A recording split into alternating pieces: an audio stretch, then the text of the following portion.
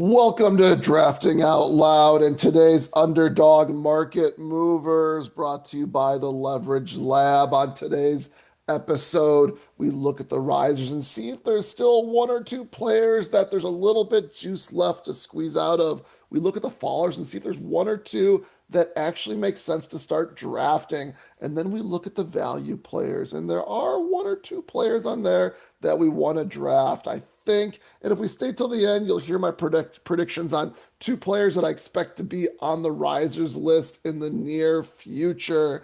Let's get into it. First off, we're going to go to our leverage lab and look at our risers and fallers. Risers are on the left, and it is getting tough out there. I don't know how much juice is left in these players, but we're going to make a couple predictions on what to expect. So, first off, the first player that I think there's a little bit of juice left are Antonio Williams, Dazon Stribling. Not saying that I like the juice, but I think there's a little bit left. Basically, they've passed up a bunch of players. I expect them to probably continue rising at the rate they're rising.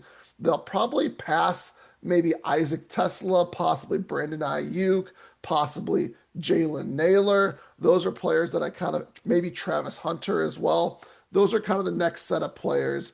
And I don't really see much good movement on those players. So I expect them maybe not to pass all those players, but to continue to close the gap on those players, starting with either an Isaac Tesla or a Brandon Ayuk. Probably Brandon Ayuk. Going down this list here, we can see that Rashee Rice is still one of the biggest risers at 19.8. I could see him continuing to rise up depending on what goes down over the next bunch of weeks. You know, the next player for him to pass up would be Malik Neighbors if we count wide receivers. And I could definitely see that happening. He already flipped Drake London, and that one actually is not crazy, but kind of crazy. I know there are some sharp sites out there that really like Drake London. Trey Tucker is on the list here rising, and I do think there's maybe a little bit more juice in him as well. Basically, listening to some other podcasts, they made a great argument why Trey Tucker should be drafted ahead of Jalen Naylor. So I don't know if the regular folks out there believe that, but I think I do. And similar to Stribling and Williams, you know, the next player for him to pass is Ayuk, and then actually Naylor right after that. So I think there is a little bit of juice left in Trey Tucker. I think I'm going to start taking him ahead of Naylor if I do draft any Las Vegas Raiders. Be aware that there are some free agents out there that could just throw a wrench in all that. And but the argument is that might throw more of a wrench in the Naylor role than the Trey Tucker role, which is more of a downfield role. Looking at the rest of these risers, there's not much juice left in them. Tracy seems to be, you know, appropriately priced. Brown seems to be appropriately priced. You could see him rise just a little bit more to get past Derrick Henry. I wouldn't be surprised if that happened. I'm taking Brown over Henry just with the catching volume, age concerns, those types of things. But there you are there. Boo's got a ton of buzz, so I could see him continue to rise, but I don't know how I feel about that. Josh Downs already picked 100. We've done this before, but things have changed. So 100, though, is getting kind of spicy. And as we predicted, Jaden Reed is now at pick 86. We said that he'd probably get to round where Tucker Kraft is at, and he's actually just a couple picks, 5 picks or so behind Tucker Kraft now. So I think people are probably doing that whole Jaden Reed, Tucker Kraft at the turn and trying to get love on the way back around in the next round. So there you go. There's your risers. I'd be prioritizing on this risers list Antonio Williams, Dazon Stribling, um, Trey Tucker. Those would be the ones that I'd be just kind of like I wouldn't be prioritizing, but I'd be taking them slightly ahead of some other players probably because that's where they're going to go. I wouldn't be trying to overdraft them. I just wouldn't want to overdraft the players that they're going to pass, basically, is what I'm saying. And sometimes it's about just avoiding the fallers. Speaking of fallers, we got the fallers on the right hand side. Fallers tend to fall slower than risers tend to rise because there's all the auto drafters in there that are buoying up the faller's ADP. So keep that in mind while you're doing things here. And here's your fallers list. And there is one fall. There are two fallers that are interesting. One that I think is probably even more interesting. So the two that I think are the most interesting are Drake London and Byshell Tootin. Drake London, just because getting him at the end of the second round for the talent that he is, I think is rather exciting. It kind of stinks that we don't know who their quarterback's going to be, and that's probably part of the reason why his ADP is falling. But I don't mind taking him as he continues to fall and get some unique combinations. I don't know where he's going to get to, but I don't mind the price here at 20. And then Byshell Tootin. Byshell Tootin has been flipped by Jadarian Price. So you can see Jadarian Price is now 57.5 and Byshell Tootin is 60. I like Byshell Tootin more if you ask me.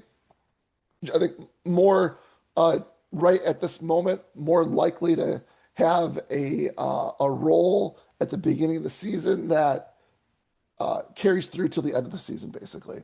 Jadarian Price, we don't know what his role is going to be at the beginning, and there's concerns what his role is going to be at the end as well with if Zach Charbonnet comes back. So right now, I do like Byshell Tootin more. That being said, I could be wrong, right? Like we might learn that Zach Charbonnet's out for the whole season. We probably won't find that out until it's too late, though. You're it's kind of a little bit of a gamble right there. Mixing in Price when he falls, I think, is nice, but I don't know how I feel about him at 57. I think he's already too expensive. I think he's too expensive at I don't know. Let's pick around here, or pick here. I think he's too expensive, or he's about appropriately priced uh, in the 80s, we'll say. I think he should kind of be where Harvey, Warren, Monungai are, right? Like somewhere there in the 80s or something like that. Maybe that's a better price, but I think he's too expensive at 57. Going and looking at our values. Let's pull those up. Here are our values. I said there are one or two values that were interesting, and I'll give you one or two. The values that are interesting to me are number one, Alvin Kamara at 194. You can see that on DK, they've probably overpriced that he's probably going to be the number two and he's the pass catcher, all that good stuff. So I do think there's some value there depending on your build where it makes sense to grab Alvin Kamara.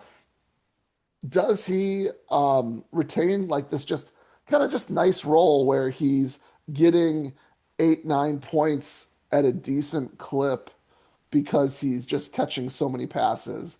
And if that's the case, does it also hurt Travis Etienne's role or Travis Achan's role as well? Who knows? But I think at 194, maybe like 10 points is too high, but he could have some spike weeks or whatever. And New Orleans offense runs a lot of plays. They pass a lot. That's in Alvin Kamara's favor as well. Rashee Rice, like we said, he might still continue to rise. So he's an interesting one as far as value goes relative to DraftKings. And then the last one, we talked about him before, is Dalton Kincaid. I don't find myself clicking in here at 132 a whole lot, just depending on how I've drafted my team and knowing some of the tight ends that maybe are right after him or around him that are also interesting players. But I think that I need to keep Dalton Kincaid in my mind here because if he does end up playing and getting the role that we kind of expected before all the injury talk that's been out there, he probably kills this 132 price, right? So maybe I need to click him more before I don't know, maybe there won't be any news that he's totally healthy, but maybe I need to click him more. He's never been a huge route like on the field for all the plays, but when he's on the field, he seems to catch the ball. So 132 compared to the 110 on DK, you got to feel good about that. I think you need to take advantage of that one a little bit. So there you go. That's what I think's going on right now. A lot of it's priced in. Unfortunately, it's tough to it's tough to kind of take advantage of the risers. I think what we're learning here is pay attention to your fallers. Don't be drafting a lot of these fallers right now. I think those are the sucker bets. Especially player, let's just talk about that. Especially players like Mike Washington Jr. If he doesn't make sense for your build, AD Mitchell unless he makes sense for your build. RJ Harvey I think is just a hard one right now, no matter what. Romeo Dobbs I think is a hard one no matter what, assuming AJ Brown comes back. James Conner a hard one unless we find out that he's going to another team. Zach Charbonnet due to the injuries. Braylon Allen just because he hasn't done anything. Um, but I think once he gets, I think he's looking a little better. So some of those fallers there, I think we just need to avoid.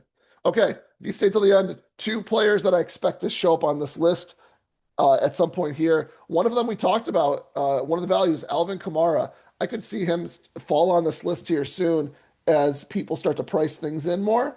And then number two, Stephon Diggs.